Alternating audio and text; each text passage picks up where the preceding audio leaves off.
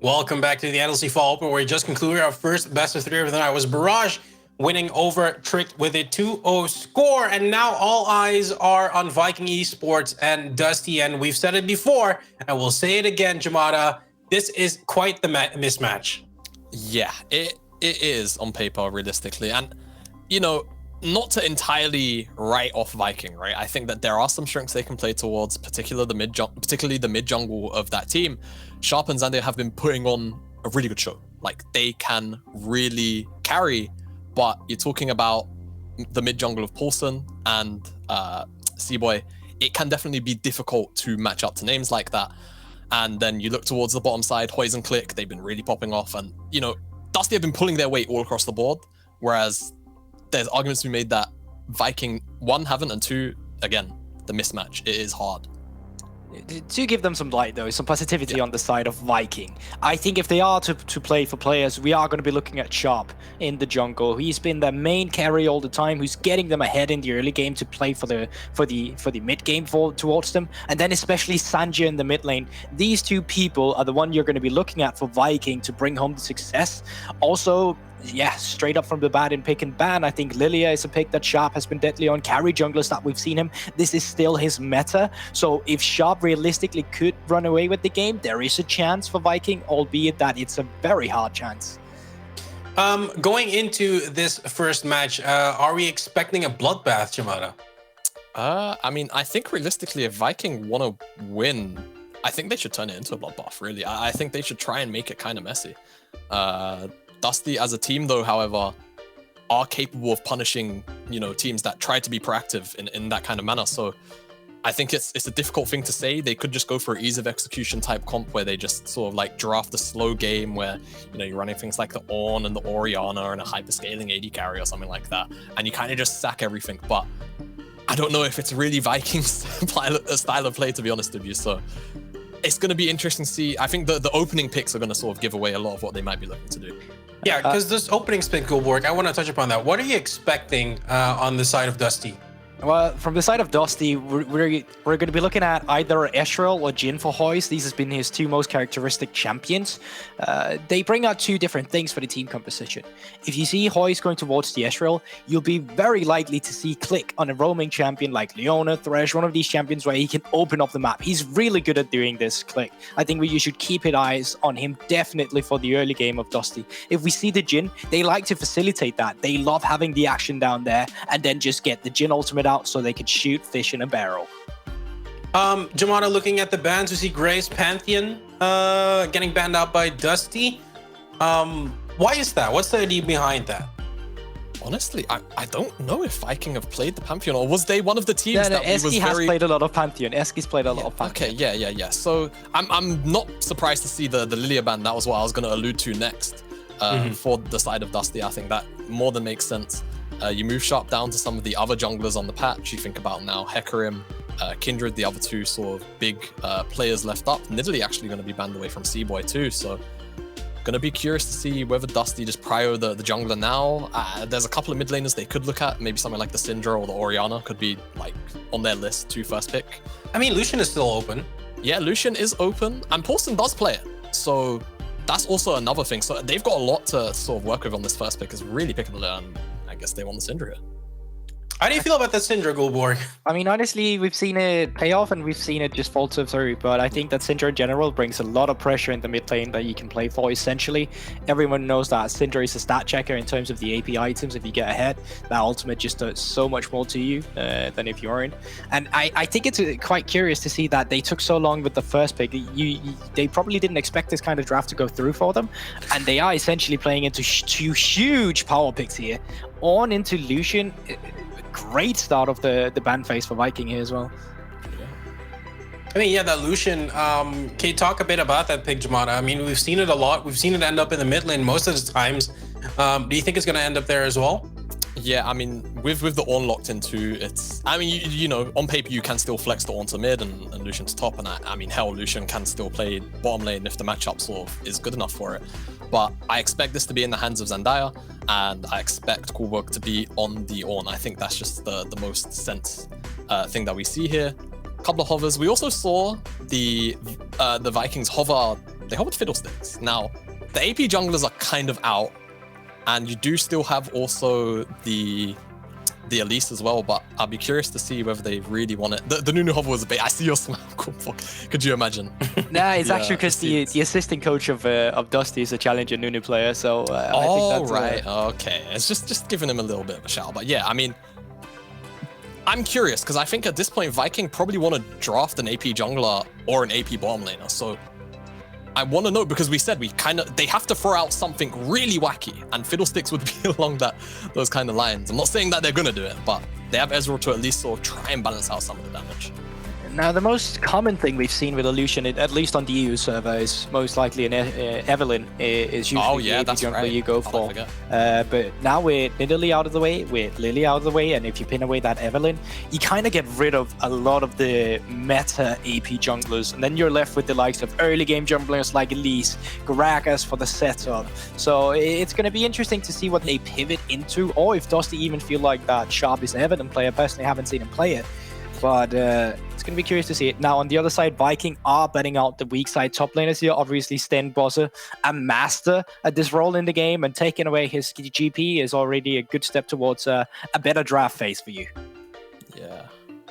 I mean, looking at Coolborg, all I think about when I see Coolborg is that he called me an imposter on Twitter. I mean, it's the only thing I want to mention it, and I think it has to do with the cool, because I've been told that my name is sort of a Finnish for a cool.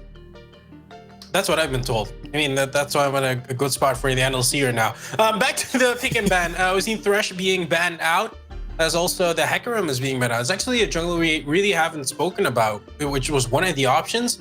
Do you think it's a bad thing that they didn't pick it up, Jamana, here in the first pick rotation on the side of Viking?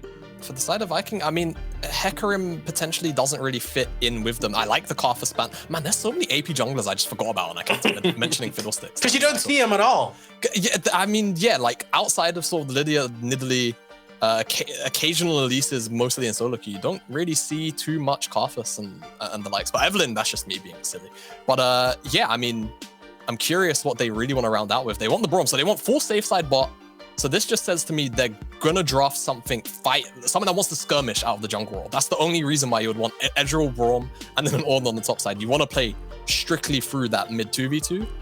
And now, I mean, all about Dusty, how they want to round off. There's a lot of options for them. There's the jungle pool's pinched. I think when you're talking about C-Boy, Skarner, Lee Sin, the two things that are still like kind of up and ready to like be played. For Sten Bosse though, realistically, there's a whole bunch, like split pushers. Kindred slipped all the way through though, so I mean, it's a fine pickup for him, really. Yeah, it generally is. Question is now, are you looking for something you can skirmish with on the side lane? Set is something we know Stenboss has been kind of famous for as well at the EU Masters and Samsung Morningstars with some highlight plates. Or are you looking for the likes of Fiora or Jax to match this in a side lane later? Personally, I'd prefer if he went something that would help out his team in a team fight setting, because it is just something that rounds out the composition way better. Yeah, Sion being picked up now on the side of Dusty. It'll mean that the top side, well, we won't see a lot of action there. At least that's what we wouldn't expect to see right there. Last pick. What is your feeling about that, Jamana? Gragas? I mean, it seems to me the most sensed pick that you could go for here. You were wrong. You were wrong. Well, Shyvana. Okay. So this is something that happened in summer, whereas when Grace was a bit popular in the beginning of summer, you would actually pick Shyvana into it, because back then Shyvana was one of the only champions that could actually match the clear speed you got of the Graves. So going into this one, essentially, you are going to be playing that poke Shyvana where you go full AP, you get some unhit maybe, and it could actually end up matching this Kindred. Is it? I don't think it's essentially the best AP jungler you could have gone for, but as I said, we are diving into something that's a bit more unmeta just because we've gone through a ban phase with so many AP junglers banned. Yeah, and we'll have to see how this plays out. I'm really curious how the early game is going to work out, because I mean, Shyvana is not really known for being that much of a map presence in the early game. We are going to head over to our casters to see this first game between Dusty and Viking Esports, and it's Ox and Hipbrain. Thank you very much. As we're getting ready to go into our second series, first one kind of flew out the window. It's been it was such a quick series. We are moving on to game number 2, which is going to be Dusty versus Viking. Sorry, series number 2. And the Sharp special comes out in the Shyvana. Did whip this out, like they were saying on the desk, when Graves was really popular at the beginning of the summer split, Sharp pulled out the Shyvana to deal with that. So, bit of a specialty for him. It will be the full AP with the Dark Harvest as well. What do you make of this, Orcs? Do you think this is enough? I don't know. It's got some cool interactions. I think particularly into things like Kindred, into Syndra, it's really powerful because of the poke.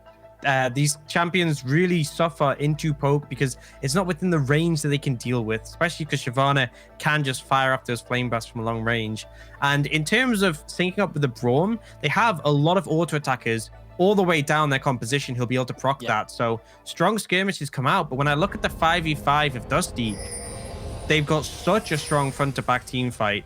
And honestly, the great protection coming out from the Kindred combined with the raw power of the Syndra and the Jhin, I feel like Viking are going to have a harder time challenging that and breaking the 5v5 up so they can land poke or look to pick off key carries. 30 seconds until minions spawn. Well, it looks like we might actually have a little bit of a cheeky invade here. Just sniffing out some of the wards by Seaboy up in the red side. So has been spotted out and gonna scurry back to his own side of the map for the moment, sitting in the pixel brush. I feel like they're kind of waiting. They expect a late invade from the Braum. So I feel like Click and Hoyes are waiting here in case that does come through. Do you like Things this? are coming out from both sides. It feels like they're kind of aware this might be happening. Here it is. They've got Pulse and they've got the damage. The shield's been used already and Eski's going low. Forces the flash out. There was an ignite on Click, and I think if those summoner spells came down, followed by maybe a flash auto by Hoyes, that could have been first blood. But holding the summoner spells also very worth it. Now flash down on Eski means he's going to be in somewhat weaker position in the lane, while Hoyes and Click will get prio in the lane. Yeah, going to be late is another big thing. So missing that XP, that level 2 is forfeit for sure in this situation. Just a really nice play. They expect the late invade from the Braum. They expect the aggression. And the Leona is someone who doesn't deliver quite as much in the level 1 because the stun, although it's powerful, you need to be in melee range. But when Eski's going to face check like that, very easy to capitalize. Yeah, absolutely. Now, Hoyes going to try and catch the experience first. Don't know what I'm saying, actually, to be honest, Orcs. My brain farted there. Hoyes has got advantage in the lane, so they are going to shove in, and it should be that level 2 going over to Dusty early, as Zania does hit level 2 first in mid lane, and did a pretty good job of poking Pulsing out already.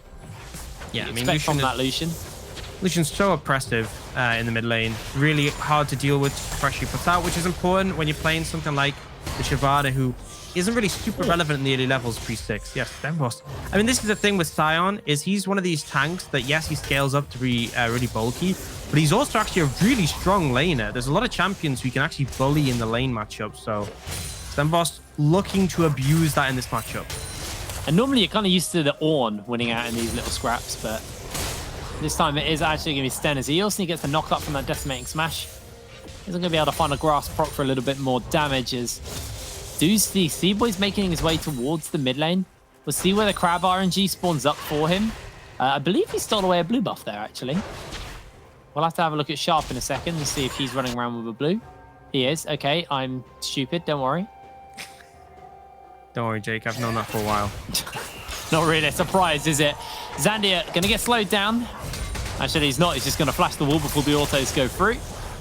But having to burn the flash this early is a pretty heavy hit for the Lucian. You want to be able to play aggressive in the lane, and being down that's something that kind of limits how much you can do that. Man, our Kindred RNG on the show today has been stellar. Bot lane Crab is going to go in favor. It's actually in the bot lane. We do see a little bit of action come down. Eski does block out as Click going to get stunned up by the concussive blows. Thought about turning that around, decides not to. I will say, in fairness, I think this is going to be a double Crab situation for the Kindred. Oh, He's got Prio bot lane, he's got Prio top lane, and Lucian being flashed just means it's hard for him to contest it. yeah, the Crab actually perfectly in spot for Kindred as well. Delivered in by Sten, who roared it in. Remember when Sion was first reworked and his raw was really, really oppressive, and people used to max it in lane? Yes. And just fire minions at you and bully you? Yeah. God, that was I remember that. What was like, okay, in your opinion, what was like the worst thing we've had? Like, like a single champion who got really strong. What was like the worst time you think we've had on that front? It doesn't have to like be game breaking, but it was just really unfun. Like for me, it was when, do you remember when they like did a bit of a buff to Cassiopeia? And her like people go Q max Cassiopeia, and she'd just walk at you at level 1, and you just lose your entire health bar to a Q. It was awful. Now, oh, good flash. Gonna follow up. That's gonna be the end of one. As Zandia will finally go down. First blood for Click. Eski just gonna get a Winter's Bite out on the back end.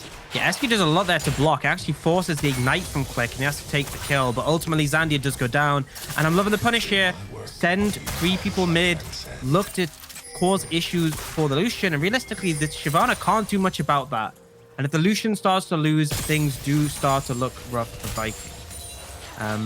Interesting fact, you know, with the Cassiopeia thing, I'm pretty sure people just like, it got buffed and then people just kind of realized, like, it took a while, but people were like, oh, Qmax is actually better than Emax. Like there's a few situations where it's like not necessarily a direct buff that changed things, but people's perception had to shift. What? But do people still max Q on her, or is it? No, they altered it again. Like they heavily altered it to make it so you have to, because Q max was oppressive. Yeah, so they I mean, altered it to make it I literally never see Cassiopeia in my games. She's my permaban. I can't stand that champion. I think Miasma is the worst ability in League of Legends. I hate it. God, I'm so glad Singed isn't a regularly played champion because it's so annoying. Yeah, I like grounding is awful. I hate it. But like at least Singed isn't like popular, and I'm a mid laner, so I don't see Singed mid anyway, so it's not my problem. The problem God is, damn, right, I hate Cassiopeia so much. The problem with grounding is grounding should be like this thing that stops champions like Ezreal and stuff. Like that's what it's for. It's for like super mobile champions like Aurelia and Ezreal.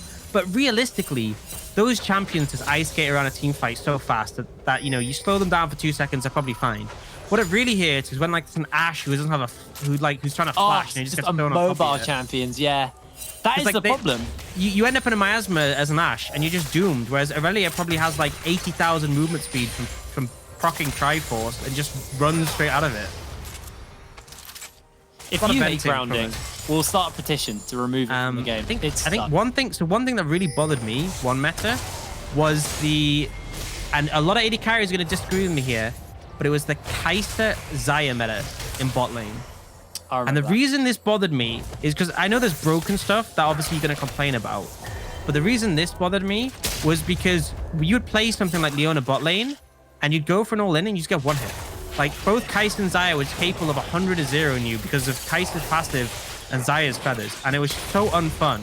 It was very unfun. Those 80 carries were so, and plus you try and dive them. Xayah jumps in the air with the feathers and Kai'Sa like dashes with her ult and 1v1s you. I prefer the immobile AD carry meta because it's like you have to play well and position well, and then if you don't, you get punished. But those champions, it just felt impossible to punish. Well, anyway, there's a game. There is a game of League of Legends going on. I was about to say. We saw Boy invade and get a stack there, which is pretty nice. And the blue. He also lost the blue, so there was a return play. Which actually does mean both the mid laners do lose out on their blue buffs. Actually, for Paulson, he has got the lost chapter, so he'll be a little bit okay. Paulson's chilling if you look at his mana right now, but Zandia just had to reset because he was very low in the mana department. Has picked up the tier now, which should be able to help out a little bit. Now, Dusty are going to turn their attention towards this Rift Herald here in the top side of the map. They've already done a rotation over in time, and Sten, he's pretty tanky. He's quite okay dealing with Lalambava in the bot lane. So that will be the Rift Herald. The question is where are they going to use it? Are they going to go for the gold or are they going to go for the tower? I mean, both are technically gold, but they want the quick injection of cash. Are they going to go for the gold or the more gold? Well, Jake, when you ask me that, little gold. What would I think is the better decision? Well, personally, I think the more gold. Well, they're going for maximum gold as they're going for a kill on Zandia. Able to dodge away on the deadly flourish. So the curtain call is there. Bye-bye, Zandia. C-Boy gets the kill. Maximum gold, baby. Maximum gold. And gotta say, credit to Click there, who held his TC for the longest time, waited for the flash from Zandia, able to follow him with the Zenith Blade for an easy kill. Zandia is not having a good time this game. And I think with this next wave coming in, no one's spawning, they should be able to get this low enough and just take the tower. Look at this. Click, though, a real homie. He didn't want to stay in plate range. He's making sure C-Boy and Hoyes get that gold. Completely selfless. Sharp has been in this camp for a long time. Here he comes onto Poulsen. Poulsen in the bounce house. Gonna look at the unleashed power onto Sharp. And Sharp goes pretty low, but not low enough. Did he fire his E past him? I actually want to see the replay of that. I'd like to see a replay of that as well. I think he actually just fired it past him. But that was really a bit of an oopsie daisy from Sharp. Our observer saying yes, but we'll get the replay to come out. So he dives in with the combo, and he just eased He early. He eat early. No, he eased past. You can see it's burning under the tower. He doesn't hit him with it. I see. That would have popped him. That would have popped him. I thought we were talking about coming in. I thought we were talking about Poulsen there. And I was like, no, you fired it too early. Oh, no. Talking about Sharp. Sharp flame breath past him. Okay. And that was close. That could have definitely been a death for Sharp because he definitely messed that up a bit. But fortunately, they get the kill, able to trade something back. But overall, Dusty takes that first tower. Gold onto Seaboy and Hoyes. Pretty favorable for them. You can see it's reflecting a 2,000 gold lead. Oh, the 10 minutes on the clock. Gold lead. Still, like you said, in favor of Dusty. Dragon spawning up, though. First one was picked up by Viking. Obviously, with the Shyvana, it's very easy to take those, but and now important, Dusty gives her extra resistances. Yes. Very important. But with this, it does look like Dusty are just going to rotate over and take this one away. Not going to even be contested as Sharp is on the opposite side of the map. Crab is going to be taken away by Sharp, so that does at least deny Seaboy from another stack. We are on a Mountain Soul here in this game, which actually going to be really nice into the poke. Just negates it a little bit. Yeah, I mean, I think definitely as well the tanks can get a lot of armor stacked up. Each team, if they get the Soul, will have 3 Mountain Dragons, so definitely makes Ornn or Scion both a bit harder to take down, while also giving that backline protection with the little shields. CC Boy now looking for Sharp. Yeah, he is looking for him. Sharp does have R, but gets the Red Smite onto him for a little bit as Sharp is going to lose out on this camp as Seaboy quite happy to zone him away. Zania also has to be careful here. Going to get knocked up by the charge. Going to get knocked up by the knockup. Seaboy secures himself a kill. Really having a rough game right now on the Lucian. And when you're playing Lucian, you want to be lane dominant. You want to be snowballing. You want to be challenging. You want to be up and farm. You want to be getting solo kills if you can with culling. You don't want to be 0-3-0. That is worst case scenario. He's been practicing with Kraken Slayer, and he's a little bit rusty with the Muramana builders. Time to hold that as they are looking for a kill on the Ezreal. Going to lock him down pretty easy. Here is Hoyes. Not going to be able to take this kill. Dodging away from Sharp, and Sharp's looking for the Flame Breath. This time, it's going to hit. Does look to lock them down momentarily, but Sharp will find the kill and Click. Actually, just going to look for an execute here. One Flame Breath could be enough, but Click should just be able to get out of this one. Yeah, at this point he will. Bought a lot of time here. They won't be able to get him, and so that's just going to go for an execute. Considering you bring so many members down for a 1-for-1, and not only do you get that top lane tier 2, you're also getting damage on the mid lane tower and getting some plates. Massive win for Dusty there. There's a good response by Viking, but just a bit too many members needed and a bit too slow. That's 3 plates for Poulsen as well. A lot of gold injected into the Syndra. Kuhlberg will answer out here in the bottom lane, though, with a couple of plates for himself on the Ornn. I'll get a replay. So I really like this combo from Click. Manages to flash Q, E into R, so there's no chance for the Ezreal to Arcane Shift away for the initial combo. Does end up flashing, but the Ignite is enough now. Poise, not much you can do in this situation. You get hit by the CC, you get hit by the Flame Breath, you're out. But the fact that it was a 1-for-1 in terms of like actually getting the kill, and it took, you know, all those members, 4 members of Viking just to result in that, massively winning for Dusty. Looks like there might be a potential dive setting up here. They are just going to take away this camp. Sharp's looking for Hoyes. Hoyes might be looking for Sharp, though. That's a lot of damage coming out for him. Catches him almost with a deadly flourish as the curtain call comes down, and Sharp is going to get to safety. Hoyes doesn't know where he is. Oh, interrupts him there. Actually, that's going to force the ultimate out of Sharp. That's pretty nice, and should just be a mark for Seaboy on the Kindred. I believe that was a mark. Yes, it was. 3 now, so doing pretty well. 1 more. And fortunately, he's put his focus on Zandia. If there's anyone you're going to get a mark off, that is probably the best target. Definitely easy pickings at this point. This blue buff is going to get secured by Seaboy. And this time, Sharp's not really in position to contest that, so Poulsen should be able to pick himself up a buff for himself. They're going to clear out the ward in the bot lane, in the bottom side of the mid lane, sorry. And Dusty, it's kind of just keep this tempo up, keep this pressure up, but don't overstep. They're up 4,000 gold. You can look at the items as well. The Luden's Echo just finished up for Polson. You got the Infinity Edge and a Crit Cloak for Hoyes. Storm Razor on the way for Seaboy along with his Warrior Enchant. And over on the side of Viking, it's just Manamines. I will say Sharp has hit a big spike though. Before he was just on the Stinger, so not really offering much in terms of damage. It was just helping his clear. But now he's completed the Runic Echoes and the Sorcerer Shoes. So he actually has a lot more damage when he ults and fires off that Flame Breath. So at this point, they're still pretty significantly behind. But if you find a window to land some poke, Viking could potentially find an opportunity here. But for now, Dusty are the ones looking to apply pressure onto this mid lane tower. Click is waiting in the wings, but I don't think they'll commit anything here. They're just maintaining the vision control on the bot side. You can see as a result, Coolbig has to back away. There's control in the boss side jungle, and the threat that Stemboss and Seaboy could come in to dive in means this tower is forfeit. The answer will be a Rift Herald on the other side of the map, so potentially they can trade tower for tower if they can use that effectively. But Dragon spawning up in 20 seconds. Bot lane turret's going to go down, meaning they can push in a little bit deeper. And this could just be a second Dragon to Dusty, but Viking also, now the fact they've got that Rift Herald, can look to potentially set up. Sharp ready to go into the Dragon's Descent and start breathing out those Flame Breaths, but he's actually just going to look to deny Seaboy a camp. And the Mountain Drake is going to be forfeited. Yeah, Viking you don't have the vision to contest this. You're not strong enough. It's only second Dragon. It's not really too much of a concern, but does mean that Dusty are one step closer to achieving that soul. Things have slowed down a fair bit though recently, but Sharp has that Herald in pocket, so could find an opportunity to use that. Ideally, you'd land some poke or find a pick, and then you'd be able to translate into it. Looks like he's the one in danger. Oh, he really is. Massive scatter of the week. Everybody's going to get knocked up by Sten as he secures one kill. Polson will take the next. A lovely little combo there by Dusty to find a quick 2 kills. Take the Rift Herald off the map, and now they can look to push the mid lane. Ambervert's going to do his best to try and stop this wave from crashing, but True Shot Barrage isn't going to be quite enough, and now Seaboy changes his mark.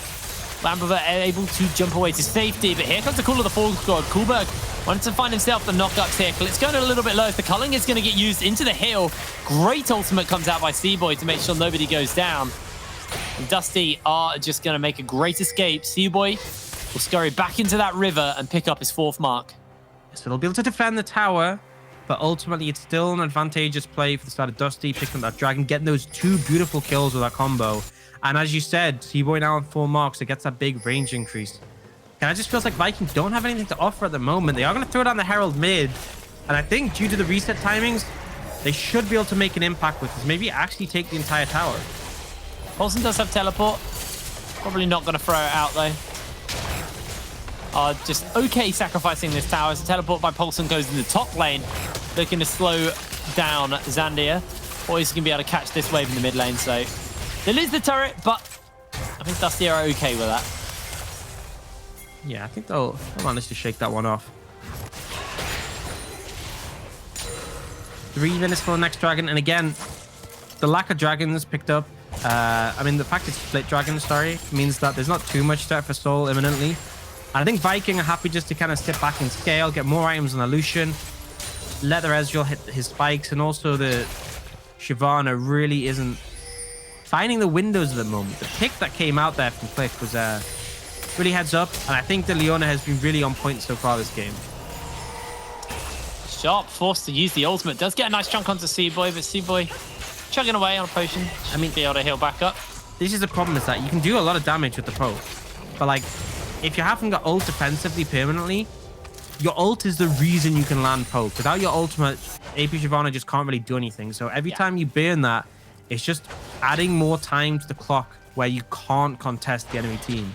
And Dusty have been playing so aggressive in this game and just challenging on every opportunity. You can see from the vision on the bot side, so deep in the enemy jungle.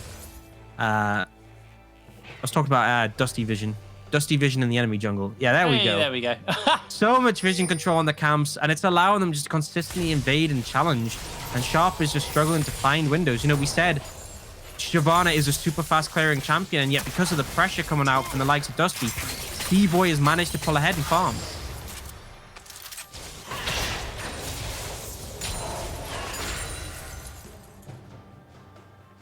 Seaboy is incredibly strong on the Kindred, and you can see that reflected on how much damage Coolbug takes. Has to flash away to safety. Is the Daily Fresh not going to quite hit? They use the Solar Flare. Lambert actually stepping in. Decimating Smash is going to land the knock-up. There's a couple of shots from the Curtain Cool are going to land onto Eski, chunking him a little bit, but able to block out most of that, as Paulson now is going to have to do his best to hold this wave. 1 versus 2.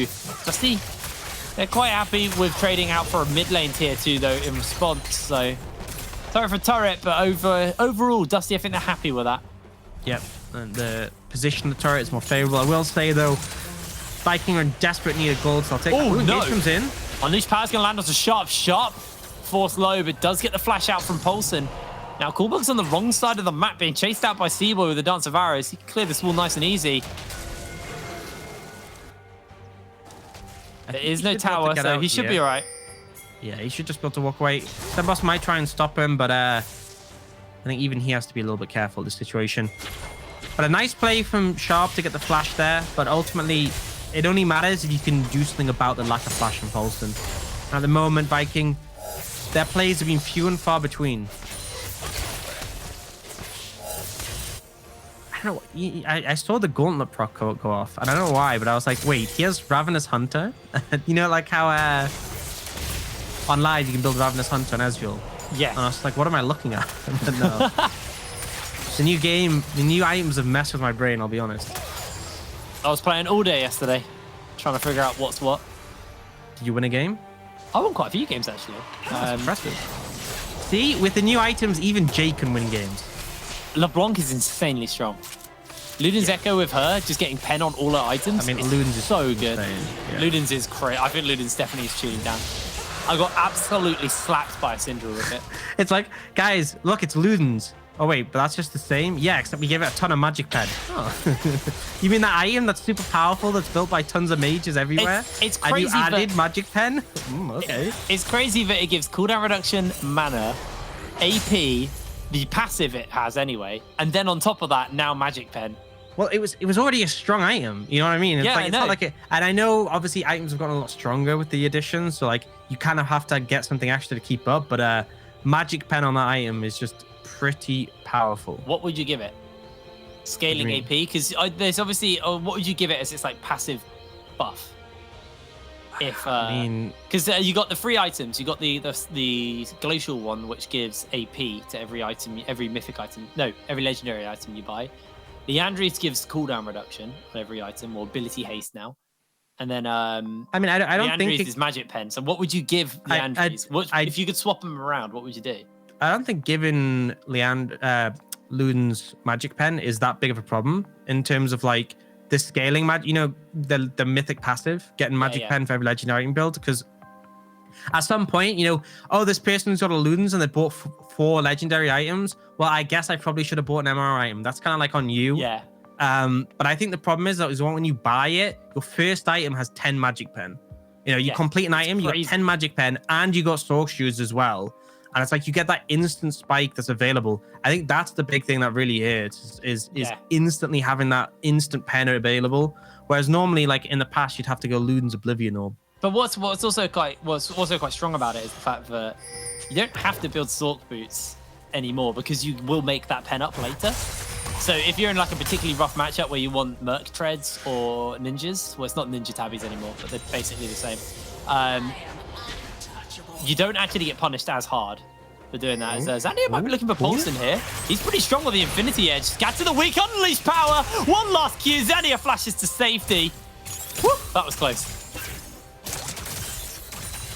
I think Paulson was caught off guard by how much damage he did there, to be honest. I mean, I think Zandia was like, okay, he's queued, I can go. And then Paulson just threw the WE on him.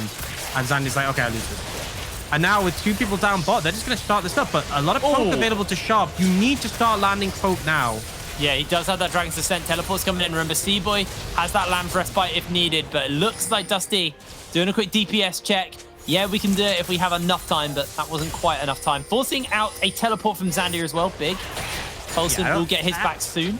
I don't think he needed a teleport there, honestly. But either way, like, to me, Sharp and Lambivir are enough. Their poke makes it really difficult for you to do a Baron because you get the MR Shred, the Shyvana hits like a truck. Speaking of which, Shyvana with the new loons.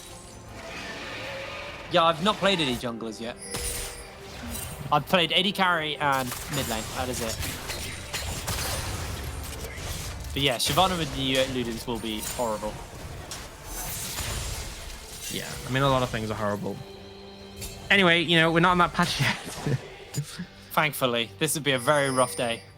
Yesterday would have been a very stressful day as well. Anyway, 23 minutes on the clock. Gold lead heavily in favor of Dusty right now. Rapid fire cannon, Infinity Edge. Once again, the script is leaked. We're not even done with this game yet. We got a bit more to go. Almost got the Stormrazor on Hoys. He's getting pretty close at this point. I think this makes him about 800 gold off at the moment with his current items. I'm going to assume yes. It's somewhat about that. Anyway, Coolberg going for a fight versus Sten. Has got Sharp at his back, and Sten's actually not really got any armor. He hasn't got any armor, so would be exposed to the Shyvana. Sorry, yeah. Magic armor. He's got a fair bit of armor right now. Has a lot of armor, doesn't have any magic resist. So, yep, he is able to get away, though. Not really going to catch him out.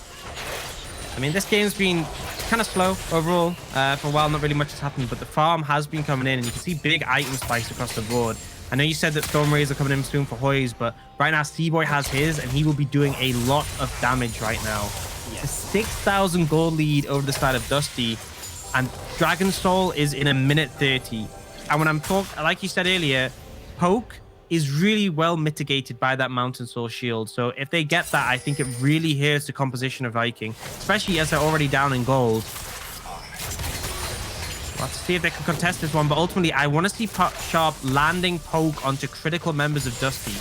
He now has the Liandry, so the burn is pretty impactful. And you actually see Kohlberg has handed out the Molten Edge to the Lucian. Did try, obviously, for that little scrap versus Paulson earlier. Didn't actually win out. Paulson just kind of quietly farming up for the moment. Wanting to get a little bit later into his build. Got the Fiendish Codex. Curious to see what that's going to become. Whether or not it's something like a Banshee's Veil or a Zonya's Hourglass is his next item. Well, you can say it'll be one of them. Don't think it'll be a spooky ghost. Yeah, I was about to say. Probably not going to see that. Is there anything else that builds that Fiendish? Yeah, Fiends. You're right. That would be a wild one. Anyway, you see Viking now ready to look to contest his dragon. So they're pushing up. Gonna contest mid, but Kohlberg could have potentially been in trouble.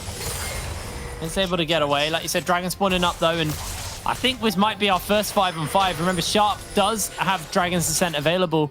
Because they are looking for Kohlberg here. He's going to take a lot of damage. Remember that Stormrazor slow really going to do some work as clicks on a killing spree on the bottom side of the map.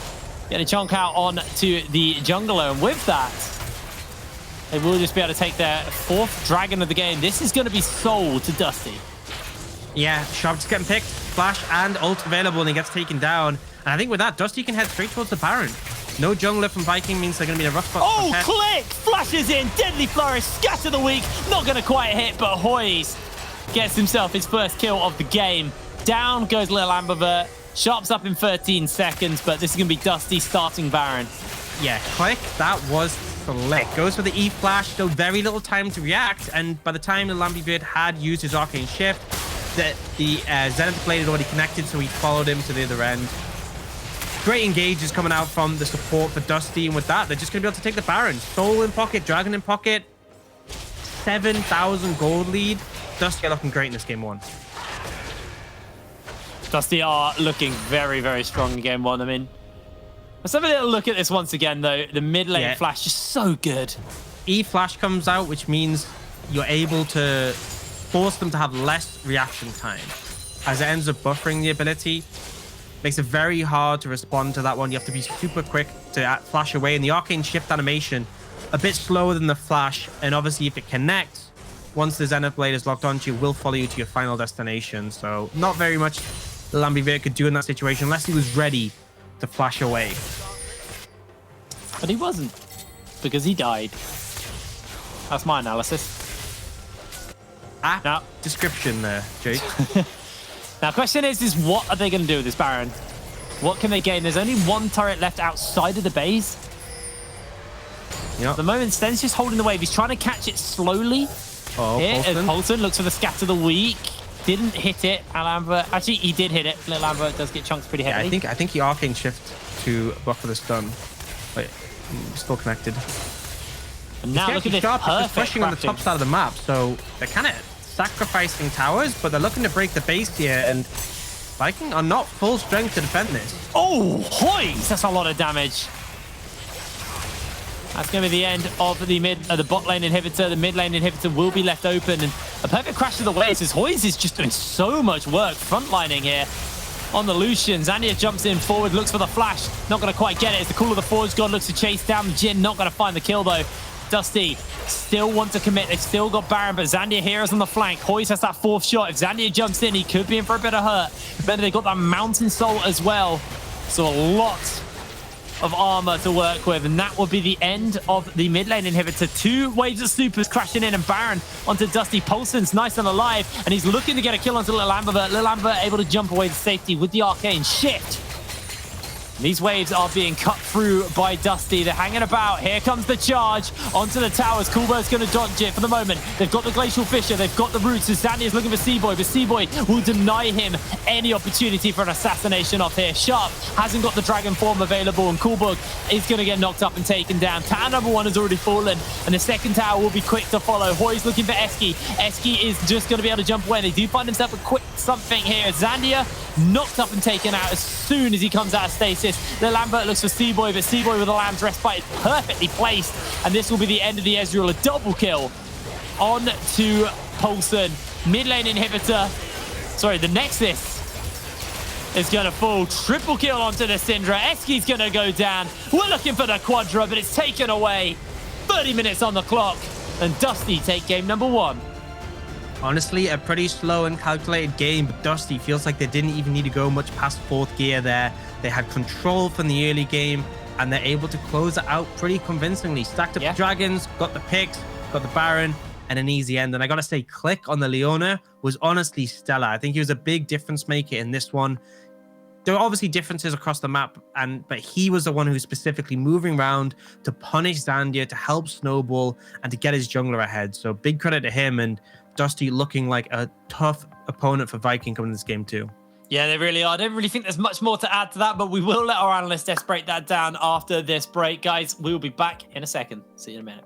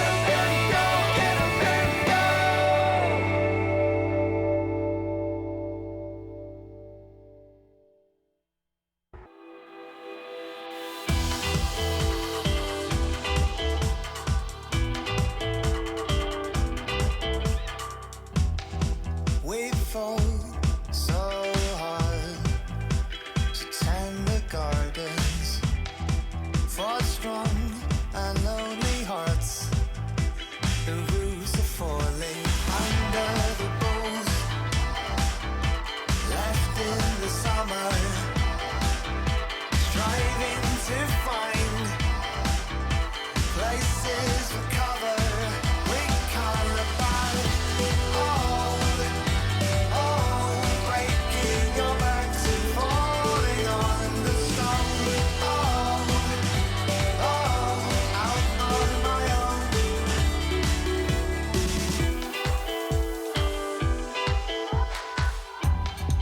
This land of which we claimed, wash it from our hands.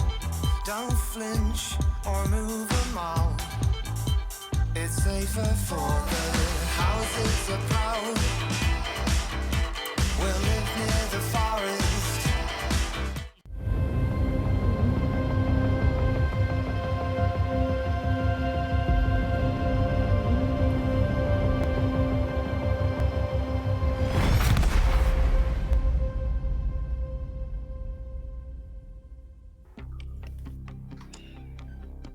Dusty take the first win in the best of series against Viking Esports, and let's be fair, Goldborg, it was a slow game. I think that there's two ways of stomp when you think of a stomp. There's like just literal better players that you're running into and they just keep on killing you. And then there's this kind of stomp where they're just out macroing you so hard, just playing way better League of Legends.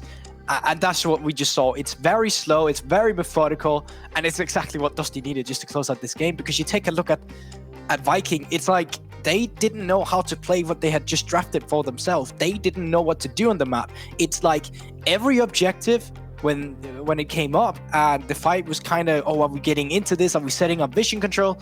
Nah, we're not. We'll wait to the next one. You get to the next one.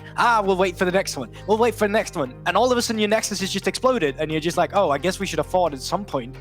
It's just like they never showed up. It was just a 5-man Lilia ulti on them, and that's just how the game ended.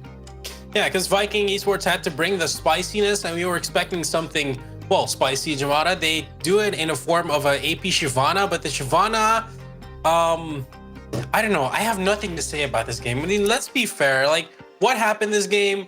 Not a lot. I mean, Lucian got bullied. That's what happened. Shyvana, because that was the thing you talked about as well. The build from Shyvana was maybe a little bit odd in your sense. Yeah, I mean, it just seemed strange. The build path, like the actual items that she was ending up with were fine, but just the build path was like a bit off. But it's not game-changing, right? It never really seemed like Viking were comfortable with the draft they ended up with, and they never really did anything too proactive with it. The one time that they tried to get proactive, they got shut down. On the bottom side, it was just a really smooth response from Dusty. So I don't know, it's hard to analyze games like this when you're talking about a Dusty team that basically just slow choked Viking out of the game start to finish. And it's not like you didn't know what you were going up against. The Syndra was first picked, where you go for the power rotation, which was the Ornn and Lucian, which in its own right is good champions. The problem kind of came down when you want to secure the Ezreal before actually picking an AP jungler, just because when the AP jungle pools get trimmed, you don't have a lot of options left. So you kind of need to secure what you need for that composition and then settle for the bot lane after. Because if you are playing for Lucian as well, you're playing around getting pressure, walking around the map. You don't need a winning bot, you just need a bot that can follow up on a roam, for example. But it just looked like the only reason why they drafted these picks was because, oh, we know these champions are good. But it's not because they were going to play them. When I think of Sandy as well, I think of champions he can go out and skill check on, and he just didn't have the opportunity in this game. When I think of Sharp, I think of these carry junglers he can come in and out jungle on. But you went the way that's not the Viking way. You went the way that was the kind of meta composition that you haven't played maybe, and you need to take a step back. What we said when they were playing against Unique was as well that this might not be a meta game. This might be a way more comfort game, because you need comfort sometimes, especially on an ERL setting. So for me, I would just love to, this is the last game potentially we're going to be watching a Viking. I want to watch a Viking squad that goes all out. This is how we play League of Legends. This is what we made work in Norway in the Telia series. And we're going to go out on our own terms. Because if we're going to watch another snooze fest like that, I mean, you got to be disappointed then, because you're just getting out macroed. You need to have some fire to play for. Yeah, because Dusty showed up huge on the macro side. I know it's a tough thing to do, but what stood out for you, Jamada, as we head into the drawing board? I mean, I just kind of want to talk about this briefly, right? The game state at this moment in time, it's not fantastic for Viking, but they've just traded the Herald. You can see on the scoreboard at the bottom, the timer isn't too bad. I'm not sure if you can actually see my mouse. Okay, you can. Great. They just picked up maybe no less than about 30 seconds ago, and this realistically should be Viking strong side, right? The rest of Dusty are on the bottom side. So I'm looking at jungle camp. Let me get the pen up. I'm looking at jungle camp, both up, but we've got Viking, we've got Eski, both just kind of sitting here. There's no mid lane priority, even though they're the ones that just conceded the dragon no more than 10 seconds ago. Zandea's coming out of base, but there's no real like big cross map outside of the Herald. They didn't like try to punish Dusty harder, and they feel like they're safe here, but it's Pulsing and Click. They just walk in, Click, Presence of Mind, puts down the pink wards. He kind of sees him on the sleeper too. And then Eski tries to salvage the situation. They both just get one shot. But it's like, at this point, if you're not in the jungle counter jungling, why are you here? Like, why are you sitting in the river? There's no real pick to be made. It just kind of strikes me as strange. Like, it feels like they wanted to make a play, but there was no play really to be made because they kind of run out of time. They never went into the jungle to take camps and then do the Herald. They just kind of fell over, like Woodblock said. They kind of got Lilius left at the start of the series. Yeah, and what Goldberg said as well is like you don't want to go out in a way like this. I mean, let's be fair. There's not much happening. You really need to take the steering wheel here and make it your game. Goldberg, in what way would you like to see that happening for Viking? I want Sanji on the melee champions he's also known for. Like, I want him on the Silas champions. I want him even on the Aurelia if you want a skill check. Like, be my guest. I just need to play towards what I've seen work for them. And this was just not it, Captain. Like, we kind of need something else. And yeah, as you said yourself, Colin, I mean, this game, let's be honest, there was not a lot to dive into because the game was just so one-sided. Throw a curveball in there. The Shyvana was not the curveball you needed. Give it something that you actually know works. And then just secure it in the early game. I don't care if it's good because you want to play Lee Sin. I don't care if you want to get some insane blind pick or Akali or something like that. I just want to see it. Yeah, and let's hope we get to see it because we're going to get ourselves ready for the second match of the day. It might be a short day, gentlemen. I mean, 2-2-0s. I sure hope Viking can show us a bit more competitive League of Legends that we've seen in that game 1. We're heading over to a break, but when we come back, it's time for game 2 between Dusty and Viking Esports.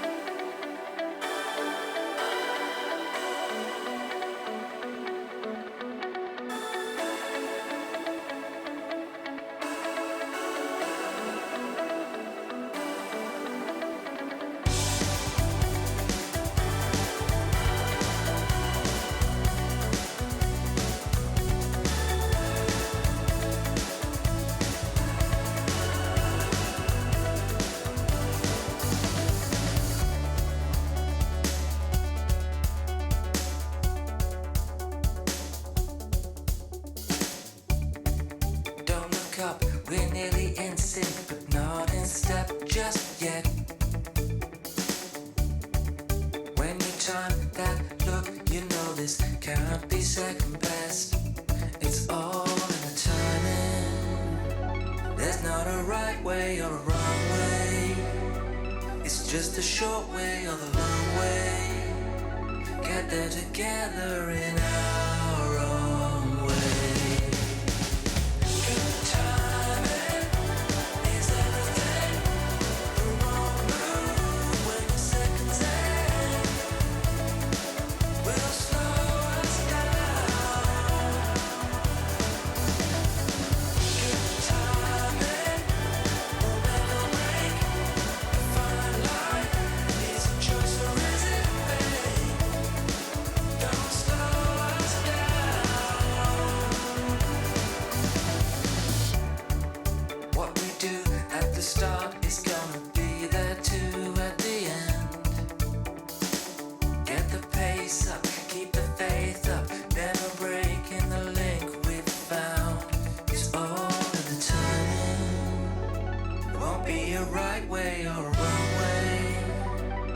Just the short way or the long way.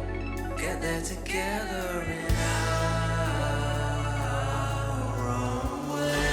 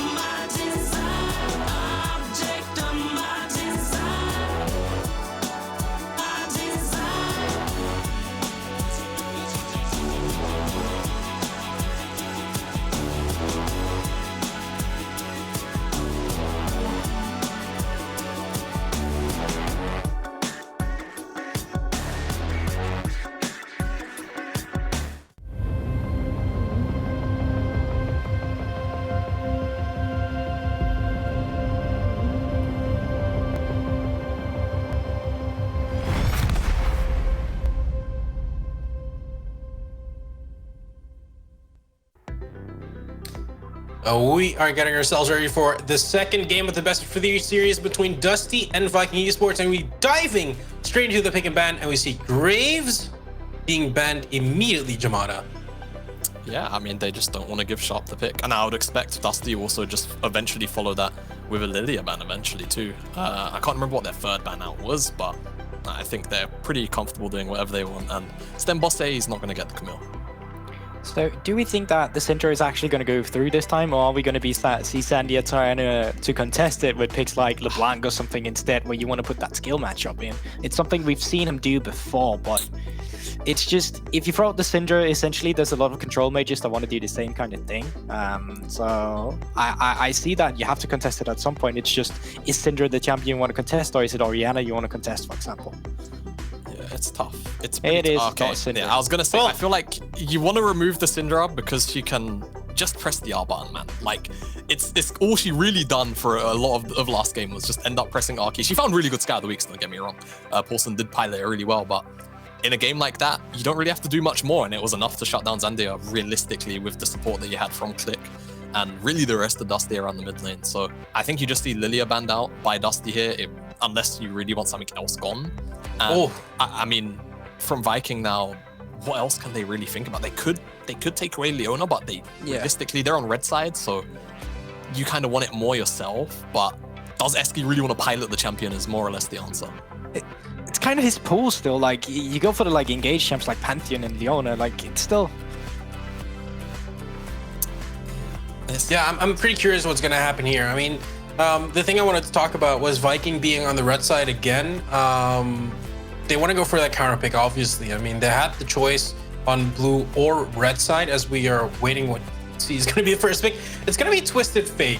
Goldberg, what are your thoughts on that? Give me that Silas. You know Sandy, you love it. Just pick that Silas. Yes. Get it through. I'd like match the global. Get in with the skirmishes and get that ball rolling. All right. You still have the likes of Kindred up yourself. So just take Kindred, Just take the Silas and get yourself a team composition going around that mid-jungle duo.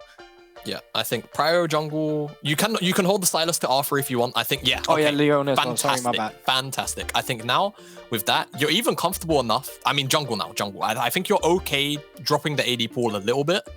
You prio the jungle for sharp. I think that's the most sense thing you can do. Unless you want to hold the pick to get counter, you take the Silas. I've got a smile on my face. I'm happy. This is what Viking need. They need some proactive tools so that they can actually try and do something and not just let Dusty take over the game for free. I mean, yeah, let's be fair, Global, you brought it up. You don't want to go down as that team that just stood and watched the game go in favor of the other team. Exactly, like you're here to fight now, and you already see, okay, last time we lacked a clear way of engaging. Great, we've already got the Leona. Last time we got out macroed, hard to play the map. Doesn't matter, we get the Silas ultimate, and we can shut that down, and just every time the Twisted Fate is moving, I move with him. So now we got a decent pool so far. Let's see if they are going for the support here instead with the likes of Thresh into Leona, or if we're going to be seeing that jungle Kindred just come out before they third pick it on the side of Viking. Do you think it's vital, Jamada, that Viking goes for the jungle in the next pick? I mean, there's a first pick rotation, because we saw a bit of an issue in that last game where they had to go for the Shyvana eventually. Yeah, I mean, I think if Sharp has to default to something like Shyvana when there were quite a few decent AP options still up, I think you just go for the Kindred now. Oh god, the Hecarim. Oh, I completely forgot that champion. Yeah, I mean, yeah, I'm happy to see Sharp on it. Yeah, I would like something like this. And now what you want to do most likely is you remove away more C-Boy champions that can contest this this Hecarim, right? Think about Lee Sin, and I'm trying to think if there's any other like sort of skirmishy junglers. Maybe Rek'Sai. I think you're okay playing into Skarner because you have the Silas there. And you also get some sort of like QSS value in a way if anybody really needs it. So I think you're okay playing into Skarner. I would probably say Lee Sin plus another really like AD skirmishy jungler. How do you feel about Kindred? Because Kindred's open as well. Oh yeah, Kindred. Yeah, Kindred as well. You could probably just remove Kindred if you want to. We are looking into the second marathon. You see Skarner coming out there. You say this, but they last time Dusty faced off the Hecarim, they insta-picked the Skarner, and C-Boy absolutely dominated the round with it. And it is that QSS tax. Like, it is comfort for C-Boy. Yeah, it is. It is. But I think that you could maybe get a more value out of the Lee and the Kindred bans. That's just how I feel about it. But Kindred, the Skarner You've ban... got a Lee Sin fever, Jamada. You've got a Lee Sin fever. Look, I'm not a sinner like that, I promise. It's just Soft. Soft sold me the Bible with Tricked. He knows how to play the champion quite well, and he did play it quite well in the last series, to be fair, despite the result. Dusty ban here, the Shen. I'm kind of curious to see what is going to happen. I mean, I don't really have a clear idea of what to expect here. Because Goldwork, you mentioned also the Viking need to have something spicy. Is there something spicy you see coming up on that AD carry position, on the mid lane, on the top lane position? I mean, first of all, that's going to be more counter pick dependent, and that's why I like the Shen ban here, because essentially on Dusty you're going to have to blind picking. So you're like, okay, what champion am I picking, and what champion counters that? I think as soon as I see a Shen ban, I'm like, okay, you're probably most likely going to play a champion where the Shen skirmishes just well into it. You cannot respond to the global pick here, and you want to sort of shut top lane down. Now with Ornn out of the way as well, we could be looking at the likes of Sion again if you just want to weak side it. You could also be looking at, wait, what else could you be looking at with GP out of the way? I'm actually quite curious to this one. I don't like the Aphelios guys. I'm not sure. I'm not sold on it. Oh, I saw Malphite slowly coming across, but they opt for the Misfortune. I think Malphite would be decent here as well, actually. Now when I think about it and I see the bans. I think so too. I think R5, depending on what Dusty round off their comp with, I think a Malphite ban could actually be quite but into Silas as well. Oh, Malphite into Silas. It is kind of that where you need to get ahead, because if you fall behind and Silas just steals the unstoppable force, it is really hard to play into. There's no way you blind pick Yorick. This would, I mean, the thing is, you think about some of the champs down. I don't know what Kuhlberg would really play into Yorick. And we saw it the other day where a team, I think it was, what team was Jack Spectre playing for? I've already forgotten. That's how he was playing for Riddle, but you're probably thinking of Northwind Black with coincidence, no? Potentially. Well, I'm thinking of when they hovered the Draven for so long, but they swapped late, and that's kind of what we just saw. So I wonder if they're actually considering the champion, but Rumble? Volibear. Okay, all right. But now my question is, what side are they actually playing for? It has to be top side, right? With the Volibear Dives, the Kindred. Because you've got Tahm Kench with Jhin. It's not like the same aggression that you get out of Leona and the Nautilus.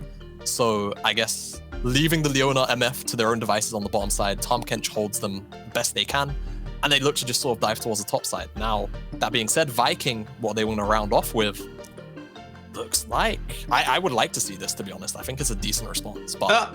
They want the side. So. I think it makes sense that you go complete weak side on that part, but it's actually quite interesting because we are playing on kind of the world's patch, all the same champions enabled there, and Volibear was one of the ones that rose in popularity then, but we haven't actually seen much Volibear. I think we've seen 1 or 2 Volibears coming into this one, so that's why it took me by such a surprise, but by no means is this a bad champion. If you got TP or anything like that, he disables the towers, which is a perfect combination with dives coming in with Twisted Fate as well. We saw this composition in summer where you would go Volibear jungle and Twisted Fate mid, so you could always just keep that tower dive going, and that's essentially what you can still do in the top side here, even though you're playing into a Sion.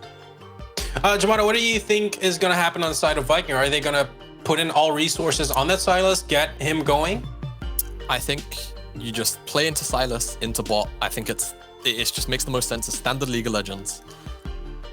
Hecarim, Sylas, they can take over that mid 2v2 with the Kindred and the Twisted Fate. They don't have strong skirmishing between the Kindred and Twisted Fate when you compare it to the other mid jungle duos. So mid into bot, I think that's the game for Viking. Yeah, Viking Esports is on the brink of annihilation, of elimination from the tournament. I mean, sure hope for them copying annihilation. That would have been terrible. We're heading into our second game in this best of 3 series between Dusty and Viking Esports, running over to Ox and Hipbrain. Welcome to the Annihilation Station. Hi, my name's Hipbrain. I'm joined by Orcs as we're getting ready to go into game number 4 of the day between Viking and Dusty. This is their second game, and Dusty looked very, very calm and collected in that last game. It was a little bit slower, but it was just that slow chokehold out, and Viking were unable to deal with that. Orcs, can they deal with it here in this game? Got you, Jake. You thought I was mute again, didn't you? Oh my god, I hate you so much. I was literally about to mute and type to you. Oh, Sorry, god damn it. Jake was telling me to unmute. I said, I know. And he said, do you? And I was like, I gotta get him. I gotta get him. If anyone doesn't know, if you haven't been watching all of Summer and all of the full split, Orcs regularly forgets to unmute his microphone. You guys hear him at home. I don't hear him. So I have no idea what he's saying. And then I end up repeating him. Well, you know, I provide intelligent insight, and you know, do Jake things. So not quite repeating me, but I make it more. We'll say digestible. there's overlap. I make it more digestible for our audience. You know, fair. Minions have spawned. That's how you wanna. See, the observer agrees with me. Thank you. It's like we're having a cheeky invade here. Level 1 Clown abuse. Poison Click actually need to be very careful. They're in a pretty awkward position. There is no one who's going to be able to help them. Not without burning some teleports. I really hope we get 4 teleports level 1, but we won't. Slap a ward down. Everybody TP's in. This is a big cheese play, by the way, and Coolberg's going to lose his teleport on the back of this if it doesn't work. But I think it might.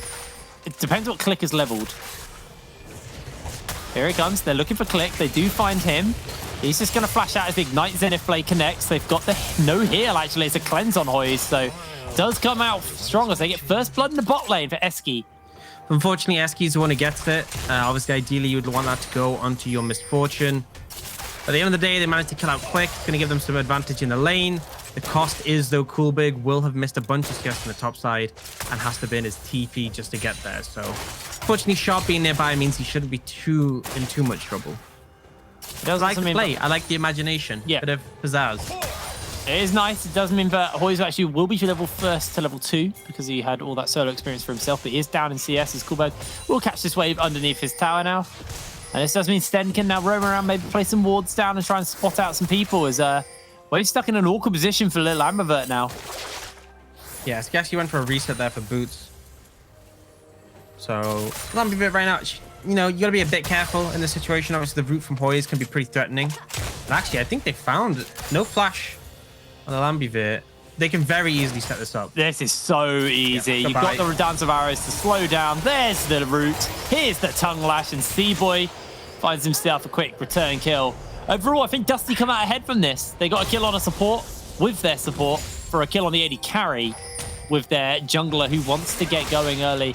Yeah, I don't understand the reset from Eski. I feel like maybe MF should have reset as well, and they both come back to lane. Oh, this is the mark. There's going to be some fighting over here. Polson does have Prio in his lane, and with Click moving over, there is no way Sharp can contest this. So C-Boy gets himself a mark early as well.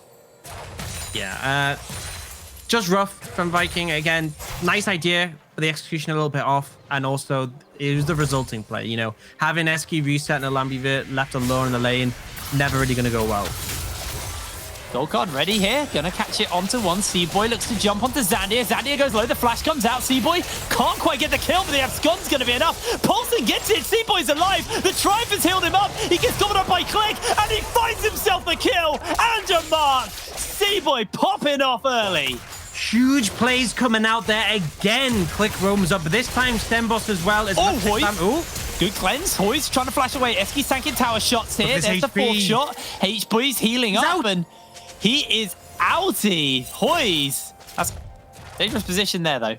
As if things couldn't get worse for the side of Viking. That mid lane player gets botched. You can see Zandia went back in. He's like, we're going to get this kill. And they managed to not get it on the end of that. You can see here, so they see Paulson TP and they want to go aggressive. And actually, Paulson stun cards the Silas, not the Hecarim, which I thought he would have gone for. And in this situation, he tries to turn around and find it. And you think C-Boy might go down, but the healing comes in, the eat from Click, and it's enough to take out both Sharp and Zandia. Huge win for the side of Dusty, and it only gets better.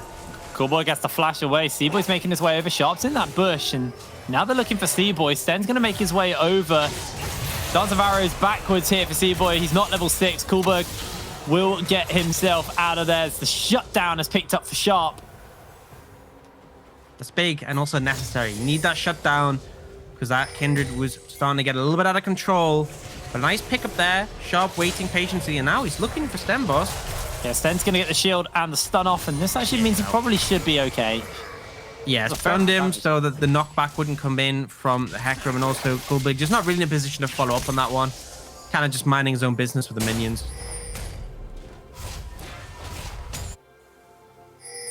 So the mark is spawned up on the other side of the map. Can see that C-Boy is actually bolting over, looking to see if he can test it. You know he's got pressure in this bot side to work with. And I believe that will be his third mark at 5 minutes if he can get this. Pinging, but he's going over. Click and Hoyes aren't nearby yet, though, and does not have the smite. So C-Boy going to contest this a little bit, is able to pick it up, and that is his third mark. Good start. Honestly, the Kindreds haven't actually been picking up too many marks too quickly today, but C-Boy's on for a really solid pace. He's looking to challenge. Yeah, he is really looking to challenge. Sharp's going to get chunked. Here comes the flash. Here comes the gold card. C-Boy's on 4 stacks at 6 minutes. Zandia can do nothing, and this will be a Cloud Dragon for Dusty as well. Yeah, really good start, and I love the combination of Paulson coming in on the TF, landing the stun card, guaranteeing that kill for C-Boy. Viking just not looking to be off to a strong start in this one. Dusty, it's his business as usual. Dusty looking to advance through further into the tournament. C-Boy's actually looking to make something happen down here in the bot lane. Can't get that Dance of Arrows off. They do have that Deadly Flourish, but they're not going to go for it. C-Boy actually gets rooted up, gobbled up, as now they got the root back to turn it around. Eski's going to go low. The red buff burns ticking. C-Boy's not level 6 yet. Little Amberverse looking for the shutdown. C-Boy's able to get out. Here comes the gold card. Here comes the Poulsen. This is just going completely topsy-turvy for Viking. The bait's coming out there. Really aggressive from Dusty, but it works. They bait Little Ambivert in. He ends up using both summoners and still doesn't get the kill. Thirsting to take down that Kindred. Right now, honestly, Dusty just again. So good. Sten's going to catch this wave. He's not going to contest. Let's have a little look at this bot lane play again, because it's just beautifully played by C-Boy. They bait it in. They bait it in with Click's Gobble. That's what kind of forces Viking to go aggressive. And Eski does just survive. But then he goes aggressive for C-Boy, and C-Boy manages to shrug off the damage. MF doesn't have great sustain damage as an AD carry. Once the double up passive is... No, it's not double up the air. Love Tap passive is down, as in you procced on one target. You're just not doing that much with subsequent auto attacks, so wasn't able to quite finish off the Kindred there. Definitely a rough start for Viking. As the swaps come out from Dusty, this is something we've seen a lot today. These 8 to 7 minute swaps to try and get priority over that first Rift Herald. So far, plating, only one plate has fallen across the entire map. And it looks like teams are trying to pick this up a little bit more. Flash is coming in on to Paulson. Paulson will get chain CC'd here. Doesn't really have much to do, but Seaboy's making his way over. They've got the Lamb's Respite to try and chase onto Zandia for a little bit more. And that's going to force it out. But Seaboy also has his own Lamb's Respite to work with. He's going to pop it there.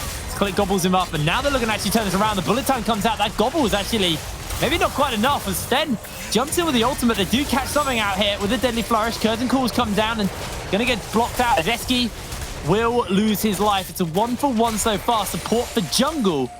But Dusty still got the health bars. Still got the ability to continue this if they want. If Viking show they're able to answer and are able to pick up a kill there, but unfortunately just wasn't quite enough to keep it going. And the Jhin coming in with a late curtain call, always really threatening. So got a quick replay off that. And between Zandia and the Leona, there just isn't enough damage to take Paulson out quickly. And you can see Seaboy willing to go aggressive here. And he's doing a ton of damage. He's really threatening, but the entire enemy team turns on to him. Yes, he gets the ultimate off to stay alive, but he's now stuck within 5 members of Viking, and it's an easy pickup. But in this subsequent fight, just this angle for Jhin to come in and open up the ult, really beautiful, and it forces him to try and kite away, but Eski already too deep. I think if Click had gobbled later, that fight might have resulted in Seaboy living. It was a little bit of an over-eager one. Yeah, the mistake he made was he was safe within the ultimate from the... safe within the Lamb's Respite. If he ate him when it timed out, would have been fine. Or at least a much better off situation. Whereas there, early eat at the same time as the Lamb's Respite kind of negates this. The communication a little bit off there. Yeah, a little bit of a mistake, but the overall play, Dusty are still okay. They traded out equally there. They got themselves a Rift Herald while we're in that replay as well. And they're bolting over towards the top lane. Looks like they're going to try and see if they can go for this maximum gold play. Looks like there may be a teleport. Or there is a teleport from Coolberg. So he's going to do his best to clear out this wave as members are collapsing towards this top side. So I think Dusty do need to be a little bit careful of. His Click is waiting in the wings. Seaboy just clearing out the wave. Sharp's here. Seaboy doesn't have the ultimate available yet, so he's just going to have to flash away. And flash burnt as the Destiny is going to get used by Paulson. Actually, it was Zandia who stole the Destiny away. So Paulson still got his Destiny. Not really too much gain from that. You'd already seen that Dusty had backed away, and with that flash from Seaboy, he wasn't really in any danger. So Zandia kind of just burns the Destiny for Destiny's sake. Do you see some alone time achieved by Little Lamby Bit? Able to pick up a plate. Try and get some gold back in the pocket. It's 30 seconds on that Mountain Dragon. And Dusty been pretty on point with securing these. They definitely have done. They can see they're rotating everybody over. Seaboy will spot out Eski. Lambert is going to walk into him, though. And remember, Seaboy does a lot of damage. The Destiny's going to get used. They're bringing everybody in as Paulson's on the wrong side of the wall, but he's going to make his way over. The heals there. Click comes in for the gobble. Just as he comes down, they got the gold cut to follow. And now Seaboy healing up for the Triumph. Great Deadly Flourish onto Eski, but Zandia is here looking for an assassination off onto Seaboy with the Abscon. Does miss out here momentarily. Looking for the chain lash underneath the tower. Double kill's been picked up, and Zandia, I think he's recognized his fate as Hoyes takes away the kill. Seaboy, honestly, a masterclass in baiting the enemy team into unfavorable situations. That's going to be the Mountain Dragon picked up for the side of Dusty. We'll be looking at an Infernal or an Ocean Soul this game. I think either would be pretty rough for the side of Viking, but right now you're just seeing how powerful it can be if you use the Lamb's Respite and the Devour from the Tahm Kench in tandem properly. Seaboy surviving for such a long time, and Viking just really stood no chance up to this point. 4-0-3 now on Paulson. 3-2 and 6 from Seaboy with 100% kill participation. TP coming in. Zandia looking for Hoyes. Yeah, Hoyes actually will just lose his life here. The charge from the Rift Herald is going to come down, but it was a little awkwardly placed. Seaboy that's should really still be able to secure this one. Seaboy will get the gold from the tower. as it doesn't actually go down. Click gobbles up here onto C-Boy for the moment. C-Boy, again, just trying to play this long con, trying to bait out. The Chain Lash doesn't quite hit as the terrain burns away. This might be favorable as they've got the gold card to work with.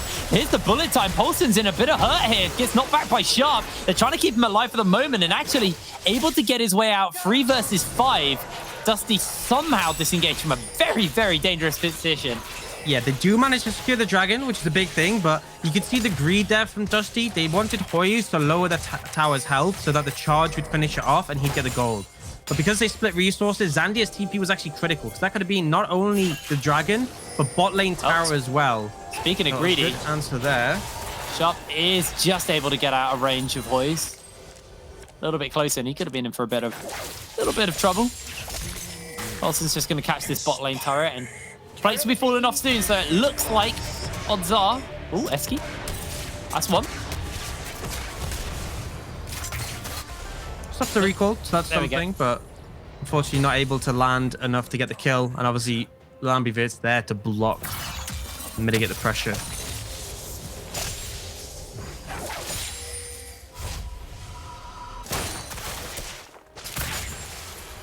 13 minutes on the clock, a 4,000 gold lead, 3,500 gold lead over to C-Boy. Sorry, Dusty, but C-Boy probably has a lot of that gold. I'd like to actually take a quick look at the jungle gold difference, or just the gold difference in general. Yeah, there's a pretty big deficit. 1,100 in the jungle, and in the mid, it is 2,000. Yeah. So really, really big gold lead between the mid and jungle. Probably where you want it.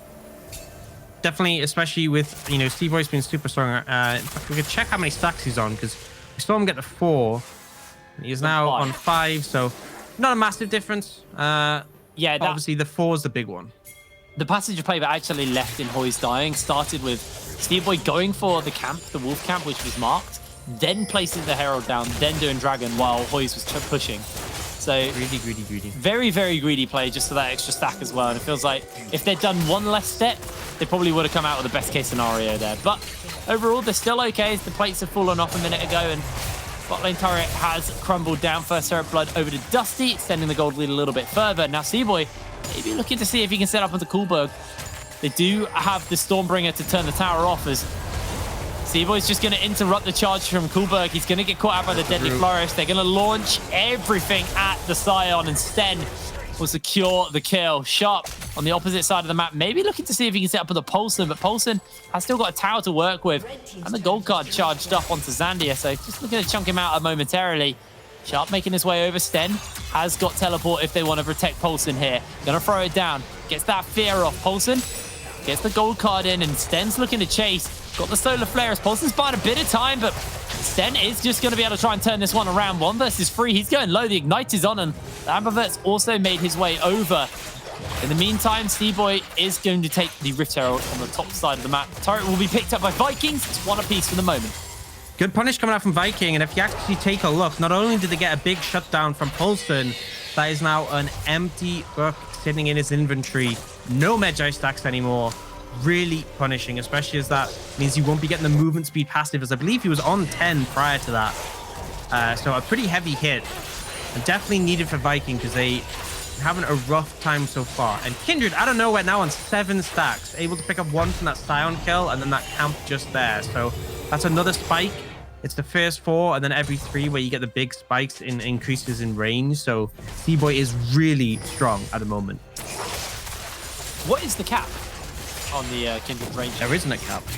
Oh, so effectively, you could actually get enough range to auto-attack across the map. Yeah, people have done some wacky stuff in, like, custom games. Yeah. Obviously, we're not going to do that, but it is an option.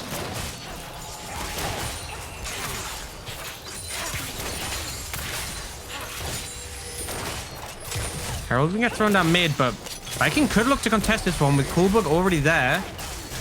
Yeah, Sten as well, though. Destiny has been thrown down by Paulson, revealing everyone, and that will be the charge coming out, as Amber's going to do his best to try and clear away this Rift Herald. Should be able to. C-Boy actually jumps over the wall into 2. Dunsparrow is back to safety. Destiny's coming in, and Z-Boy instantly gobbled up as the land press fight comes down. Everybody's trying to survive for the moment. There's the Stormbringer, thrown up by Sten. A massive knock-up into Fear by Sharpo. And Hoy's now the only damage dealer left. They do get the Zenith Blade off of the Sten. He's going to lose his life, and Hoy's is trying his best. Poulsen gets a good gold cut off. Here comes the Curtain Call. Health bars are low. Zandia not going to go down quite yet. Poulsen flashes blue card, gets the kill. Health bars are so low on to the members of Viking. Another wildcard lands, and Kulberg may just lose his life as he is gold carded, rooted, wild carded. They've got the knock up, they've got the follow up.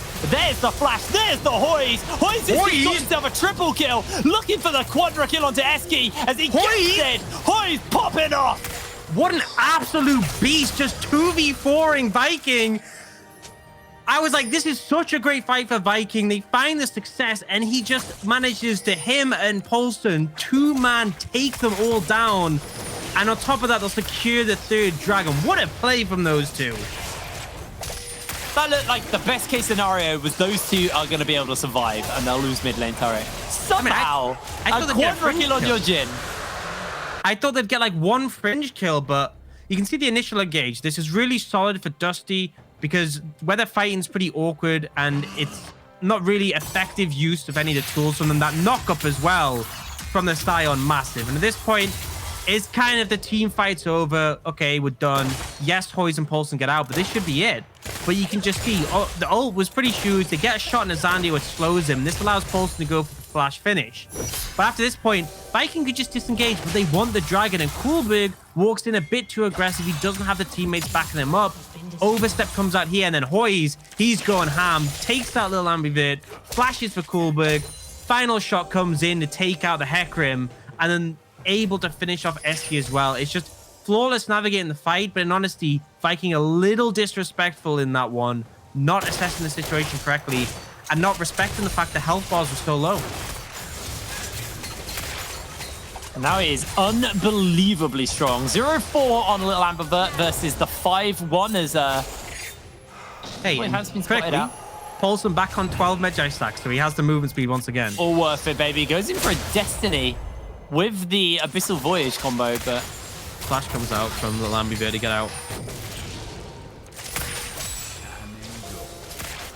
Look at the goal differences right now. I mean, we were talking about how mid-jungle was the big diff. Jungle's pretty even, but it's now mid-AD. oh no, Kulberg thought he had a little cheeky bit of poke he was able to get off, but Seaboy will take him down, and Kulberg Zombie is not going to find anything. They'll give him a ward to take. Oh no, they don't! Oh, SP. It'll be okay, but I mean, while that's happening, Seaboy and Stenboss just going to be hammering at the tower. TP's coming in, they're looking for a play. I'm not sure this is going to work. Boys dodging away on a lot here. Eski misses out on the Zenith Blade. They do have the Destiny. They're going to slow him down with a Hextech Hosepipe, and Boys will just lose his life. Shutdown picked up on 2-1 for the moment. Destiny coming in for Click and Poulsen. Poulsen knocked back, gets gobbled up by Click. He has the gold card. Fired up, but here comes Seaboy, here comes Sten, here comes the turnaround. Seaboy now looking for Eski. Eski will lose his life as Sten gets it. A brilliant ultimate to make sure that he doesn't die to the misfortune. Seaboy just kiting Kulberg out. Kulberg has to flash over the wall. Now Poulsen, he's in the position. He's got the cutoff. He has the cards to work with. Seaboy now waiting for his backup, waiting for his team. Poulsen gets caught out by the gold card. Zandia dodging away for the moment. Gold cards get ready to fire up once again as Poulsen just goes for the blue onto Zandia. Seaboy looks for a little bit extra damage here. Kulberg onto that flank as now it's Click caught out. Teleports are coming forward. This fight has gone on so long. People have respawned. Sten's back in the mix, and they've got the gold card onto Kulberg. He's going to lose his life as Seaboy just flashes into Lil Ambivert, but he gets himself a double kill. Now Hoy's coming to mop up the fight. Got himself one already. Got himself another one as Zandia will go down. Sten takes it. Kulberg in zombie form, not going to find enough as Dusty mop up yet another team fight. Critically, with the being on the side of the map of Dusty, they're able to get back sooner, and Stenboss goes for the reset the TP. Boys, might have found Eski here. Should be able to get out. But he's pretty heavily chunked, and they're going straight for the Baron right now. It's 12 seconds on Sharp. I don't think he can get here in time. Eski needs to try and steal this with an ultimate. That is the last saving grace of the team. It's going to have to be one hell of an ultimate or a Zenith Blade to steal that. 3k health. Flare. This could be it. Can Eski do it? They're going for the fourth shot on Jin. I think it's going to be hard. Not even close. That's going to be Baron picked up. 1 minute until the soul. Let's have a little look at that scrap in the jungle, though. So there's a lot to break down here, but the engage comes off good at the start because they managed to find Jin initially. But here, it's quite split up, and Click does a great job of keeping the TF alive and allowing Paulson to get to the edge of the fight because he starts firing off wildcards again and again to land consistent damage. Stemboss is a huge force in the middle of the team, and I love this interaction here. The blast cone to get back into the ult from C-Boy and actually survive for longer. Honestly, Stemboss would have gone down otherwise, but consistently Paulson, edge of the fight, throwing down wildcards, and it's just doing so much damage. You can see some hit the misfortune there, and this consistent poke means that Vikings start to lose HP, and that's when a TP comes in from Stemboss from the reset, and this is just when Hoyes is approaching and is able to find the cleanup. We need to get out of this replay, though, because it looks like a fight is about to break out in real time. Dusty and Viking are grouping up for this dragon. Eski already takes a big shot from Hoyes. C-Boy able to dodge away on the knockup. Hoyes looking for Coolborg, and it's going to get a little bit of chunk off onto him. Sten on that front line, looking for Zandia. C-Boy is just ripping through Coolborg's health bar. Meanwhile, Zandia is going to lose his life to Hoyes. Charge is going to come out from the side. Here's the Stormbringer to follow up. They're looking for him with the shirt. Sten able to get away as Eski's going to go low. Click with a tongue lash, gets the kill onto Little Amberbert, and that is a double kill onto the Tum. Catch. Coolborg and Sharp, only ones left. The charge is available for Sharp, but I don't think he's going to even get close enough. Has to charge away to safety, but they got the Destiny. Sharp, nowhere to go. The wildcards will take him down. Paulson on a killing spree. 7-2 on Paulson, 7-2 on Hoyes. 7-1 on Paulson. 7-1 on, okay, well. 25 Magi stack in the pocket, though, and now the Infernal Soul for Dusty. Big team fight win, but honestly, Viking were just kind of split up there. Didn't really seem like they knew what they were doing, and I think significantly down in gold. It's now 10,000. And Dusty just charging into the base with that Baron buff. I think they're likely now look for a reset to spend. A lot of gold in pocket undoubtedly here, but Dusty are so strong right now. Yeah, Dusty are very strong. I mean, that Deadly Flourish chunking Zandia with the power-uppers. C-Boy actually gets himself his 8th stack, and we can have a little look at this Dragon fight once again. Yeah, so, I mean, Coolberg is super split off looking for a flank, but C-Boy's percentage HP damage just shreds him, and you can see that Zandia is just in the mix and gets decimated. It's not the best bullet time, but there's not really much you can do at this point. Stemboss jumps on you, you don't have the damage to take him down, and Dusty can just continue the chase. The only one with the movement speed to escape initially is Sharp, but even he gets chased down at the end here, and it's just a whitewash for the side of Dusty. Skin Little Amber looking for something, but I don't think they're really going to come off on this, as Zandia has got a Kindred ultimate to work with. Sharp's going to walk into C-Boy. I think C-Boy pops Sharp pretty hard. Paulson's going to make sure they get that. Zandia actually jumps in, uses the Lamb's Respite. It's not even going to pop. He's going to walk out of the ring before it even pops. So he goes down, and 25 minutes on the clock. 27 kills for Dusty.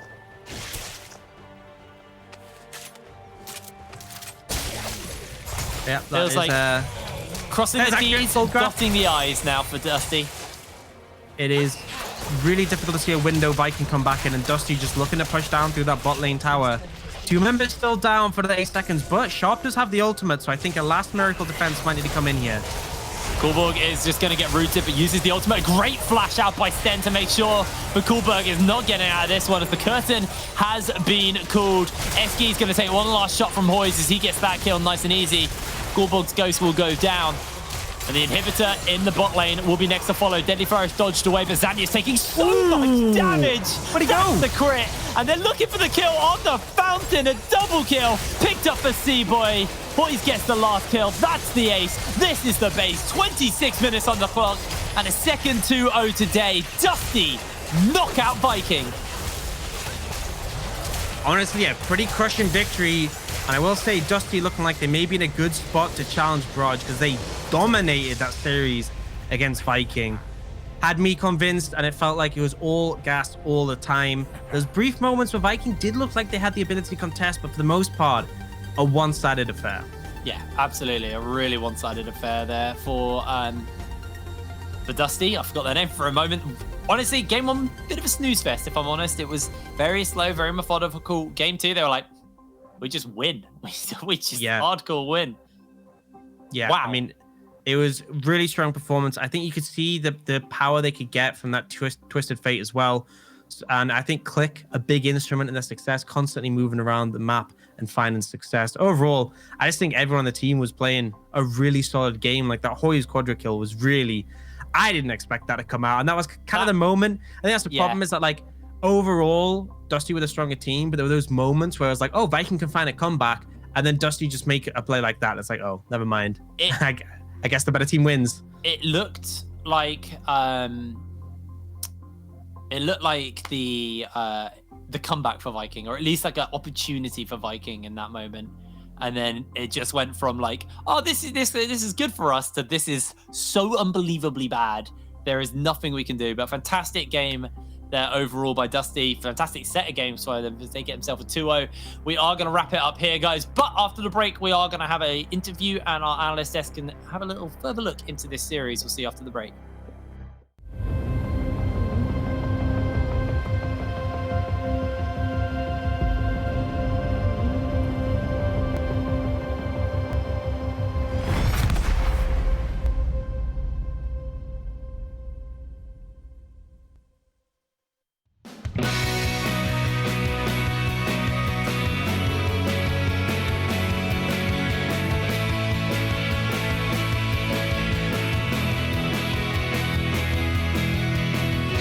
Beyond the lover's bloodshot eyes, another ocean opens wide.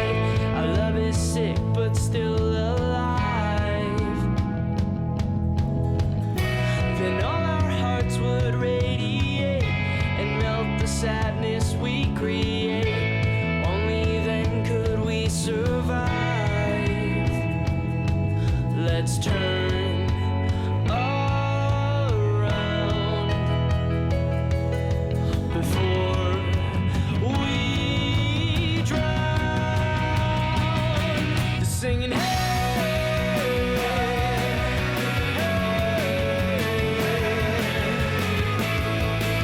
this love is all around us.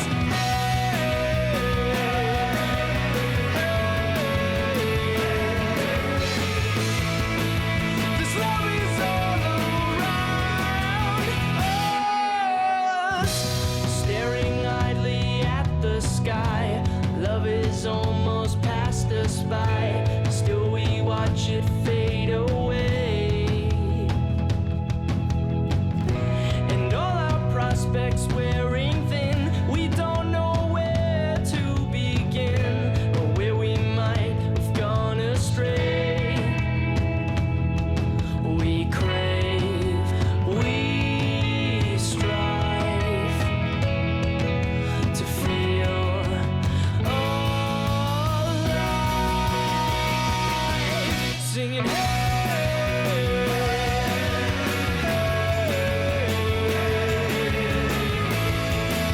this love is all around us.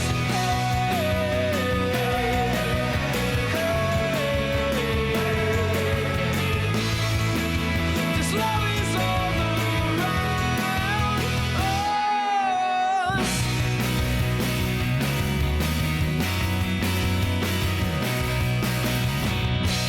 Wait for tomorrow. Lay in sorrow. Along your waste. This is no fate.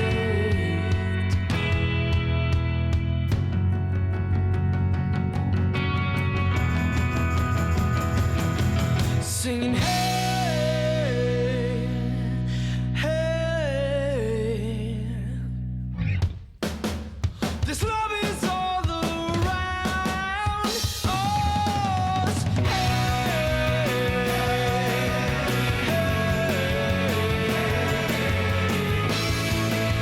This love is all around us.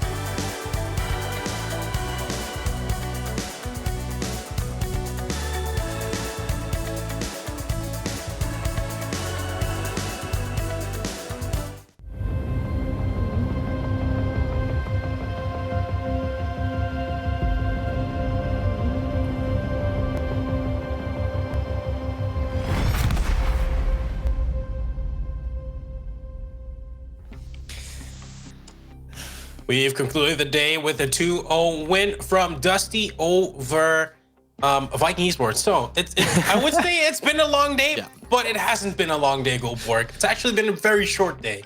It's felt like a really long day.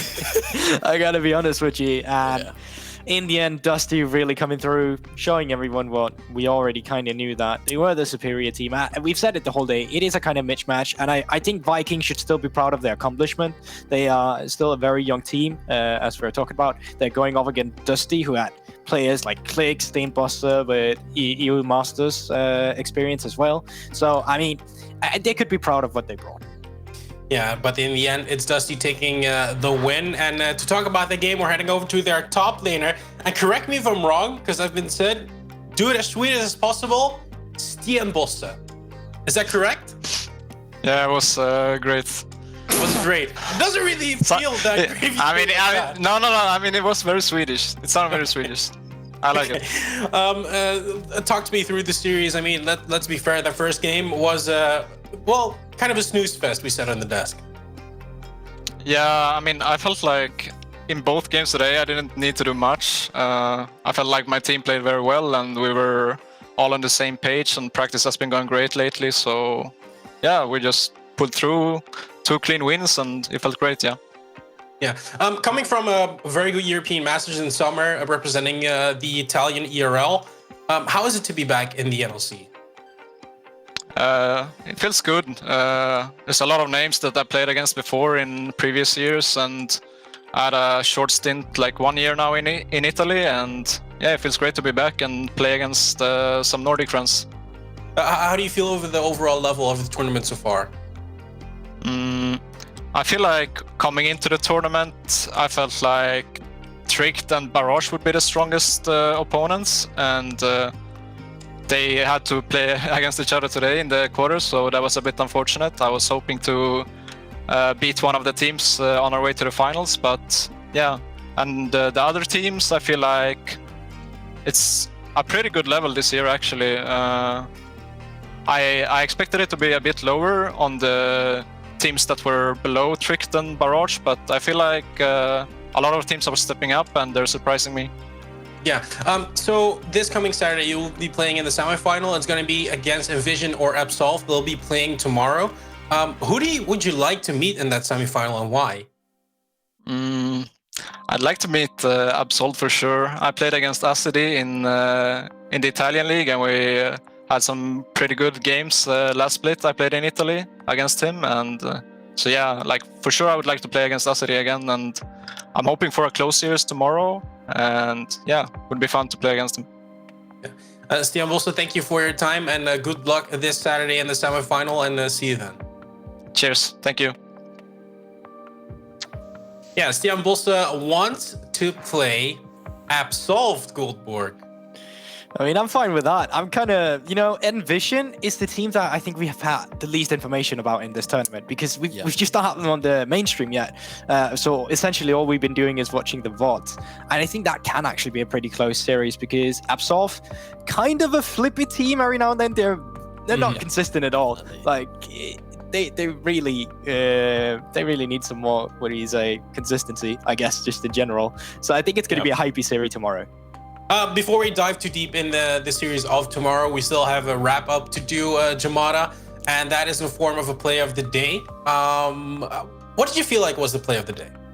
Well, I don't think it'll be much surprise. I mean, you had Tricked versus Barrage, not a whole bunch, there was some wacky plays, but, I think Jin Quadra, final game, for Hoys, for me, 1, 2, 3, 4, it's in theme with the champion.